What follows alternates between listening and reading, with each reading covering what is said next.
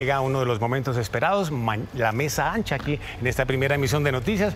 Ya están listos aquí nuestros panelistas. ¿Cómo amanece, don Julio? Buenos días. Buenos días. Juana, ¿qué hay? ¿Cómo estás? Bien, ¿ustedes qué tal? Juan, ¿cómo va? Bien. Doctor Julio, ¿cómo amanece? ¿Listos para el debate? Estamos listos para el debate, hombre, y temas muy importantes que, bueno, nos siguen golpeando y nos siguen llamando la atención. Y quiero que comencemos hablando de lo de Ecuador, porque ahora, pues, a semejante tragedia que ocurre, el asesinato de este candidato a la presidencia, Fernando Villavicencio, pues se suma la llegada, aparentemente, de 6 colombianos que estarían vinculados con el asesinato. ¿Quién quiere comenzar para que toquemos este tema, hombre? Porque es muy doloroso. Otra vez colombianos, Julio, vinculados con asesinatos. Eso para recordar lo de Haití hace algunos meses, ¿no? Pues muy triste, Juan Eduardo. Lo que evidencia esto es que las fronteras para el crimen y para estas organizaciones, que digamos ya son multinacionales del crimen, ¿no?, que operan en múltiples países de América Latina, pues esas fronteras ya no existen y se han venido borrando, y es un problema, digamos, ya no solo de Colombia, sino de toda la región. De hecho, un dato muy sorprendente, ayer mencionaba Juana cómo la tasa de homicidios en Ecuador se ha disparado tanto que ya es muy similar a la que tiene Colombia hoy en día, ¿no? Que eso hace un tiempo era impensable, porque Colombia ha sido, digamos, tradicionalmente un país con problemas de violencia mucho más profundos que Ecuador. Pero permítame también hacer esta anotación. Cuando usted menciona el tema de Haití, fíjese que eso pasó a mediados de 2021, y en ese momento se usó el tema de Haití y de los colombianos que participaron en ese hecho criminal para volverlo una arma arrojadiza en el debate electoral. Politizaron ese tema y decían cosas como que lo habían mandado, cosas extrañísimas, como que lo habían mandado desde el gobierno de ese entonces, que había sido una operación fraguada por un sector político en Colombia, y eso me parece clave porque no podemos politizar, volver una cuestión electoral estos problemas que evidentemente son problemas estructurales de la sociedad colombiana. Sí. Yo lo que creo, Juan Eduardo, es que ayer me preguntaban desde una agencia de noticias que por qué los colombiaos aparecían en Haití, ahora hay mercenarios en Ucrania. ¿Y por qué los mercenarios en Ucrania? Claro, porque hay unos involucrados en el crimen en Ecuador. Yo lo que creo que es que en Colombia hay una industria del crimen, y nosotros llevamos más de 20 años, mucho tiempo, no solo conflicto armado, narcotráfico, se han desmontado carteles, y entonces en Colombia hay, para decirlo coloquialmente, suena duro, hay mano de obra para el crimen organizado, ¿sí? Digamos, no hay nada en el ser colombiano que facilite estas prácticas. No, lo que pasa es que aquí hay una industria del crimen. Entonces, si yo necesito un grupo de sicarios para atentar con una persona, ¿dónde está la mano de obra calificada, si así se puede usar? Pues en Colombia, porque ha habido una industria del crimen que ha desarrollado que muchas personas. Entonces, por ejemplo, el caso de los mercenarios, muchos de ellos son exmilitares que no tienen una perspectiva de vida ya en su jubilación, que se jubilan muy rápidamente, y pues van a trabajar como mercenarios a distintos conflictos en otros países. Es un tema muy delicado porque, además de todo, esta ha sido una concentración de violencia política, ¿no? Ayer también una candidata a la asamblea en Ecuador tuvo un atentado, recibió disparos a su carro, entonces una violencia... ¿No la mataron de milagro? De milagro, sí. O sea, pero es una violencia de verdad política, como pasó en Haití, ¿no? Fue ir a asesinar al presidente del país, en este caso. Que van con todo, ¿no? Que van con todo, y que además de verdad es creo que el síntoma de cómo políticamente y en la historia colombiana se ha fallado con la lucha contra estos grupos, claro. Porque en vez de que estos grupos estén debilitados, lo que ha pasado es que se han fortalecido históricamente en Colombia, y ahora entonces además exportan este tipo de crimen hay que aclarar que al no es que ellos llegaron de Colombia ayer a hacer el atentado. Muchos de ellos, incluso 6 meses atrás, ya habían sido objeto de una medida judicial, y hoy le están reclamando a las autoridades judiciales porque en ese entonces a varios de los que hoy están involucrados los dejaron en libertad y no les dieron prisión preventiva. Prófugos. A mí se me preocupa lo que dice Jorge, en el sentido de que no se puede confundir, digamos, a exmilitares, por ejemplo, colombianos, que se van al exterior y a través de procesos que, bueno, pueden tener problemas éticos, pero son legales, a trabajar con empresas de seguridad o incluso a trabajar, digamos, en el conflicto bélico de Ucrania, del lado ucraniano, por ejemplo. Eso es una cosa. Otra cosa distinta es que unos sicarios van a matar a un candidato presidencial en Ecuador. No es lo mismo y puede haber un debate ético, pero hay unas diferencias clarísimas ahí. Quiero que cerremos este tema y hablemos el tema de Luzmeri Tristán, el asesinato contra esta mujer patinadora, gloria del deporte colombiano. Y quiero comenzar con Juana, porque es que las cifras de feminicidios en el país son simplemente aterradoras. Solamente en Bogotá llevamos 16 feminicidios en lo corrido de este año y unas cifras que decíamos ahora entrega el Ministerio de Defensa, 159. Según ciertas organizaciones que trabajan en este tipo de temas, cada 28 horas una mujer es víctima de feminicidio en Colombia. Entonces son unas cifras completamente alarmantes, es un problema además estructural, aterrador que vivimos en Colombia, y también es un tema muy complicado en términos de que no es fácil para las mujeres denunciar.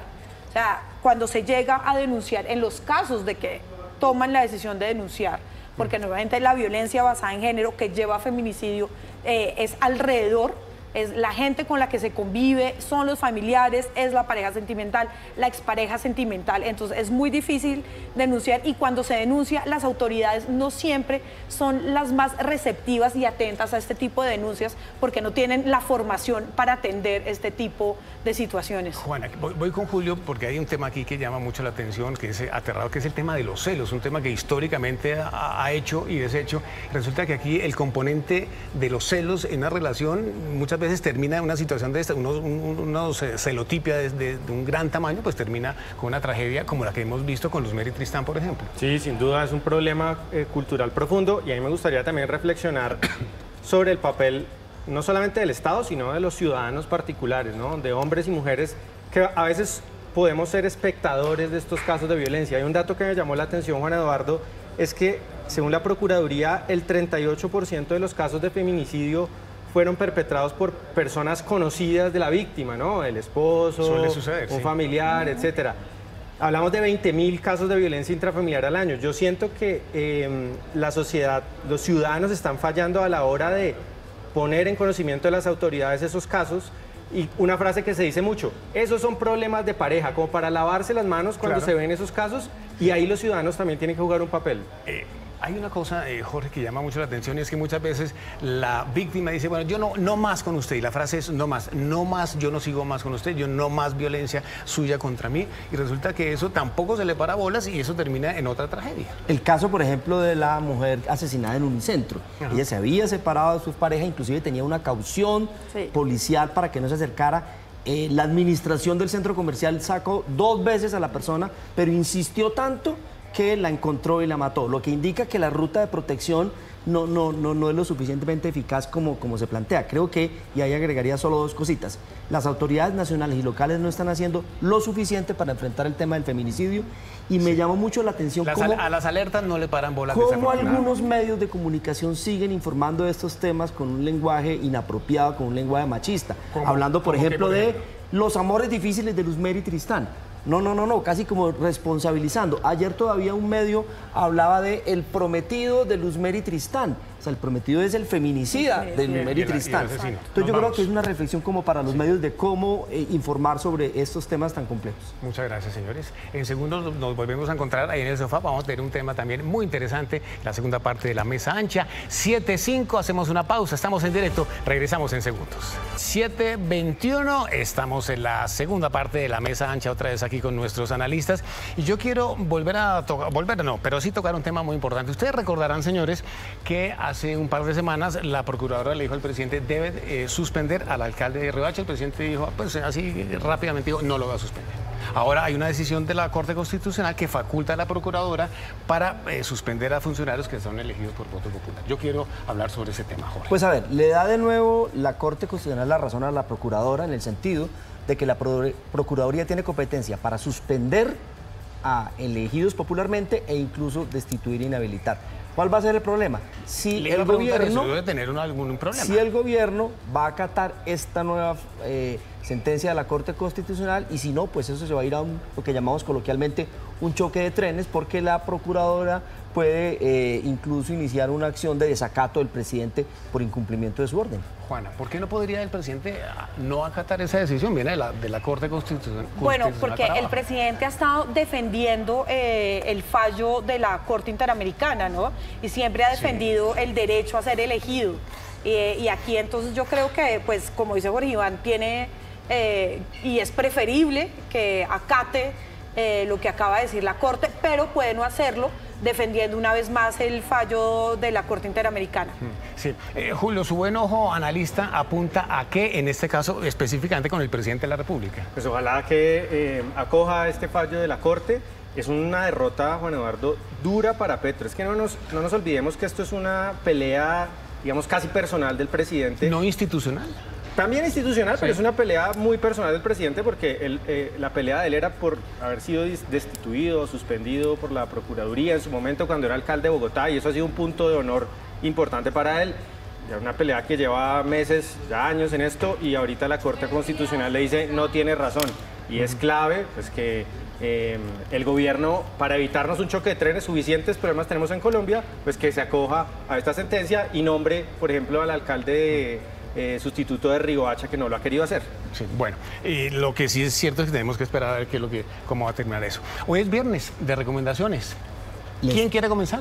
Bueno, yo les tengo una muy buena ¿Qué nos quiere recomendar? para recogiendo la observación de Julio de salir de Bogotá. Sí, sí, una noticia buena para todo el eje cafetero y alrededores, y es la Feria del Libro de Manizales, que va a ser está dándose en este momento en el Centro Cultural Universitario Rogelio Salmona de la Universidad de Caldas. Hay conferencias, hay libros, chévere, buena recomendación, hay muchas cosas para el eje cafetero y alrededores. Juana, ¿con qué se va a venir hoy día? Bueno, yo les tengo dos recomendaciones. Para mañana, no perderse el partido de fútbol de la Selección Colombia femenina, eso es importantísimo. Seguiremos madrugando. Seguiremos madrugando mañana a las 5 de la mañana. Por RCN. Por RCN. Y el domingo, el cierre del Festival de Verano en el Simón Bolívar, que va a haber conciertos desde las 11 de la mañana acá en Bogotá. Ese festival de verano que está pasado por agua, Juana. Julio tiene una cara que va a tener información del Valle del Cauca. Muy zanahorios mis compañeros. Yo sí me voy con toda. El Petronio Álvarez arranca el 16 hasta el 21 de agosto en Cali. Buen festival. Y mañana hay un evento para niños, el Petronito, en el Teatro al Aire Libre de los Cristales. El Petronio infantil, que también es muy chévere. Y la comida buenísima. La comida es buenísima. Y las bebidas, después hablamos de las bebidas del Pacífico colombiano. Yo tengo también recomendación y los quiero invitar para que visiten, aquí el máster nos va a ponchar estas imágenes, la exposición de arte de la pintora bogotana Marta García Herrera. Está colgada 18 horas, está haciendo un recuerdo del impresionismo, tiene 18 horas colgadas en Hotel Nuevo Hotel en la calle 93 con 12 aquí en Bogotá. Es una mezcla de color, de imaginación. Aquí tienen ustedes estas imágenes. Marta García. Buenísimo. Bueno, señores, muchas gracias, me alegra mucho verlos, feliz fin de semana. Nos vemos el lunes. Estaremos comentando el buen resultado durante mañana de la Selección Colombia. Ojalá. Cruzamos los dedos. Bueno.